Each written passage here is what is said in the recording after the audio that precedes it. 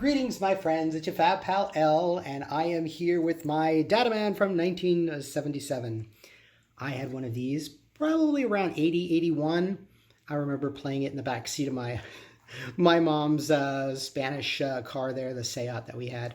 And, at night when you're trying to go to bed and you're supposed to go to bed, and then you had this under your, hiding it from your sibling and working on your math problems. So it has a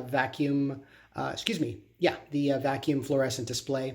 So it was really nice to have this back in the day. And then you could work on, your multiplication tables, and it was all good. So, and you just had a good time with working on that. And it was fan-frickin-tastic. And it gave you, feedback, which is good. And you could, enter in, whatever you wanted to.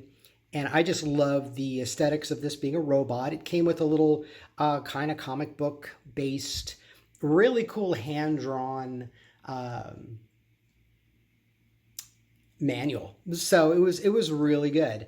And, you would just go through the process and just select what you wanted to select, and then gave you the little timer there, which I love, that little spinning timer there. And then you get it right, and then it would give you a little fanfare there.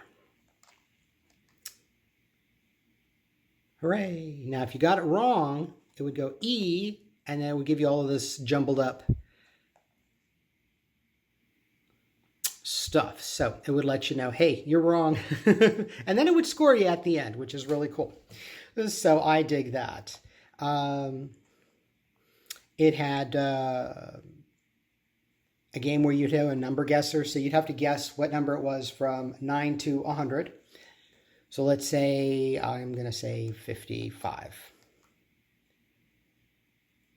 Okay, so it's between 9 and 55. All right, so let's try 15.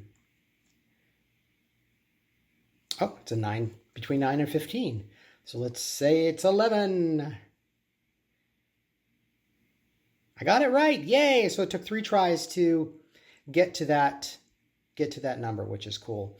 And then force out, you could play with a friend, and then you didn't want to be the last person that would get 0. So you kind of like passed it along. Okay, I got 23. And you were limited by basically, you couldn't use 0 because it told you no, and it couldn't give you anything larger than 9.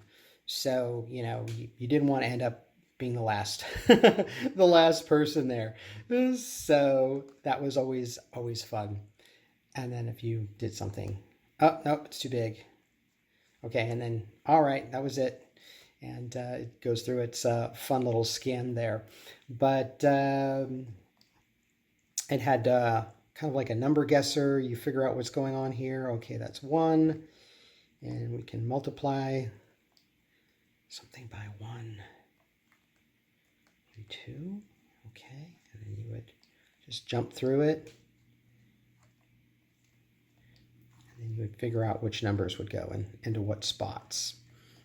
And then trying to use my random access memory from these games from 40 plus years ago, and it's not working very well.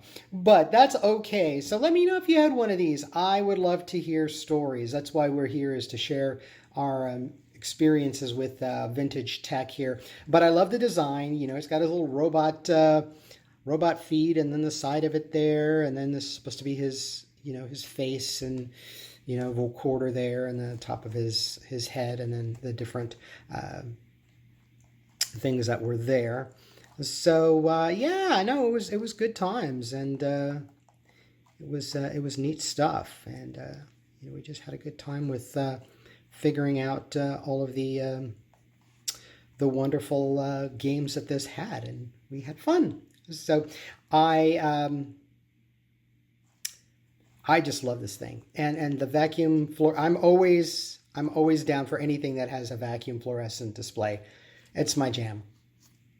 Be it electronics, clock radios, anything like that, video games, anything that had the vacuum fluorescent displays are my jams. So yes, so it's good stuff, and it's it's very positive. So it was good. And yay for maths. So with that, that's really good.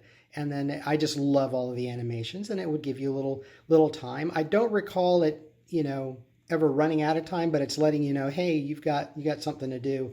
You got it wrong, and then it would do all of that fun stuff on there. But this is the 1977 DATAMAN, and I hope you enjoyed this quick little video. But I think it's really nifty. It's really cool. I have two of these. I bought them online. One of them, the display was a little on the dim side. Sometimes that happens where, the luminosity decreases. So I got this one. This one was, I don't know, maybe about $25, $20 back in the day. And so you can still find them. You can find the manual online on Archive.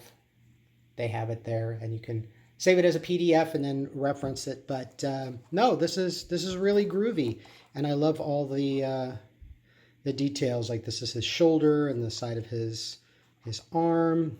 He's got his little robot claw appendages, and then his little helmet there.